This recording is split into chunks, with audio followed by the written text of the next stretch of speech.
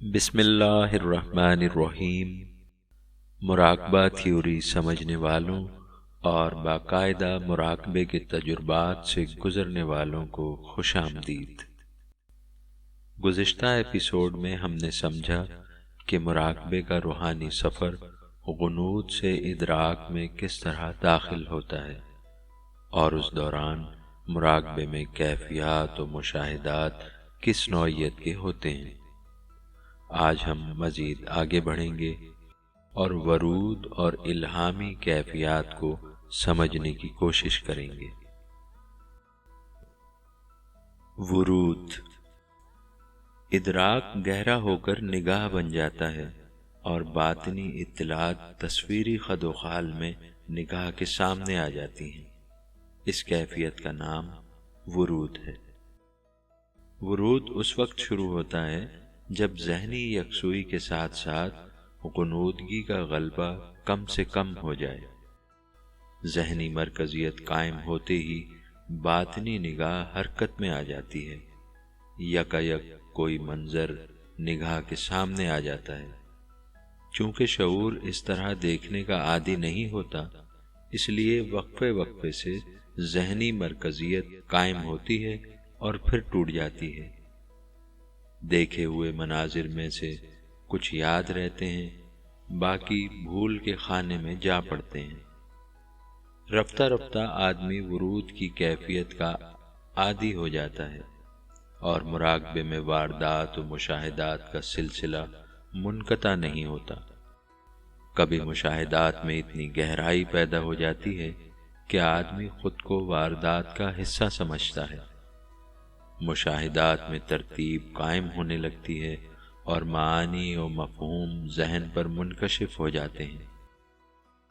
ایک بھائی احسان اللہ صاحب سوات سے لکھتے ہیں، پہلے کی نسبت اس ہفتے مراقبے کی کیفیات اچھی رہی، تصور گہرا قائم ہوا اور یکسوئی رہی۔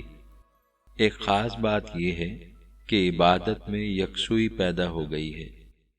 آنکھیں ایک جگہ مرکوز ہوتی ہیں تو نظر جم جاتی ہے، تصور اور زیادہ گہرا ہو جاتا ہے اور باطنی آنکھ دیکھنا شروع کر دیتی ہے۔ عبادت کرتے وقت مقامات مقدسہ سامنے آ جاتے ہیں۔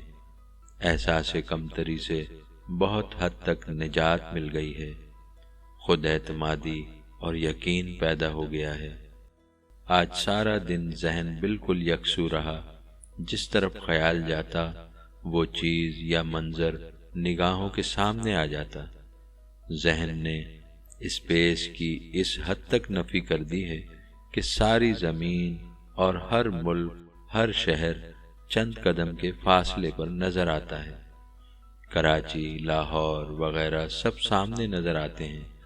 ذہن میں ایک عجیب وسعت اور تیزی پیدا ہو گئی ہے۔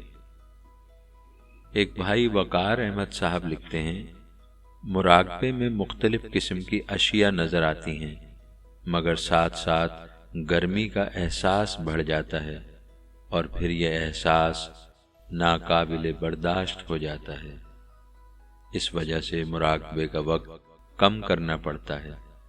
مراقبے میں دیکھا کہ اپنے جسم سے کچھ ایک چمکدار روشنیوں سے بنا ہوا جسم ہے۔ جوں جوں تصور میں گہرائی پیدا ہوتی گئی، روشنیوں کے جسم کی چمک میں اضافہ ہوتا گیا۔ دل بھی روشنیوں سے چمکتا ہوا نظر آیا۔ میں محسوس کرتا رہا کہ میرے ماتھے پر کوئی خوبصورت آنکھ ہے۔ دوران مراقبہ ایسا محسوس ہو رہا تھا کہ میری پیشانی کی آنکھ روشن ہو گئی ہے اور میں اس آنکھ سے دیکھ رہا ہوں۔ میں جس طرف بھی نظر دوڑاتا ہوں، ہر چیز مختلف رنگوں کا مجموعہ بن جاتی ہے۔ محمد اسلم صاحب لکھتے ہیں، مراقبے کے دوران ذہنی یکسوئی بڑھنے سے مادی جسم کا احساس نہ رہا اور جسم مثالی واضح ہونے لگا۔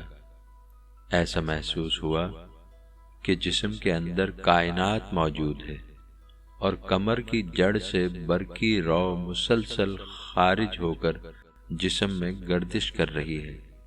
یکایک ایک جھٹکا لگا اور جسم مثالی مادی جسم سے الگ ہو گیا۔ دیکھا کہ سامنے بہت بڑا خلا ہے اور جسم لطیف لہروں کے دوش پر ہوا میں اڑ رہا ہے۔ جسم مثالی سے ایک لہر شعاع کی طرح نکل رہی ہے، جس کی روشنی سے خلا میں ہر چیز واضح نظر آتی ہے۔ الہام۔ بعض لوگوں کی باطنی سماعت باطنی نگاہ سے پہلے کام کرنے لگتی ہے۔ سماعت کے حرکت میں آ جانے سے آدمی کو ورائے صوت آوازیں سنائی دیتی ہیں۔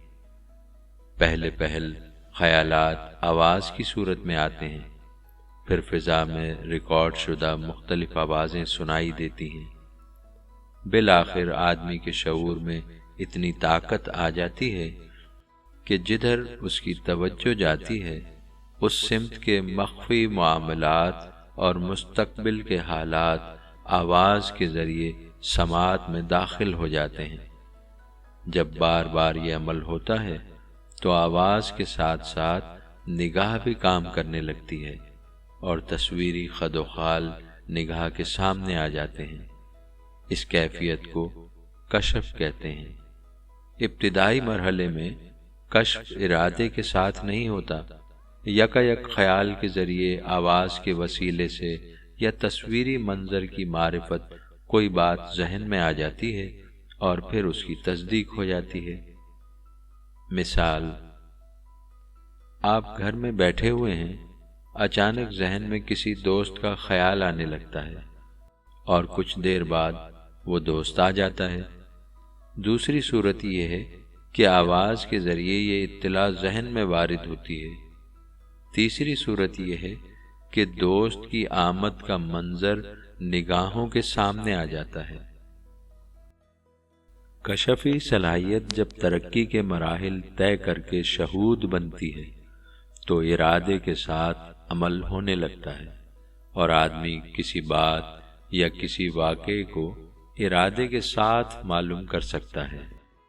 کشف کی کیفیت میں ایک مرحلہ ایسا آتا ہے کہ ظاہری اور باطنی حواس ایک ساتھ متحرک رہتے ہیں۔ طالب علم کے ذہن میں اتنی سکت پیدا ہو جاتی ہے کہ وہ بیک وقت مادی اور روحانی دنیا کو دیکھ سکتا ہے۔ اس کیفیت کے وارد ہونے کے لیے ضروری نہیں کہ صاحب مراقبہ کسی جگہ بیٹھ کر آنکھیں بند کرے، البتہ یہ کیفیت اختیاری نہیں ہوتی، چلتے پھرتے اٹھتے بیٹھتے اچانک طاری ہو جاتی ہے اور از خود ختم ہو جاتی ہے۔ یہ حالت دن میں کئی بار بھی وارد ہو سکتی ہے اور بسا اوقات ہفتوں میں ایک مرتبہ بھی طاری نہیں ہوتی۔ اس کیفیت کا نام الہام ہے۔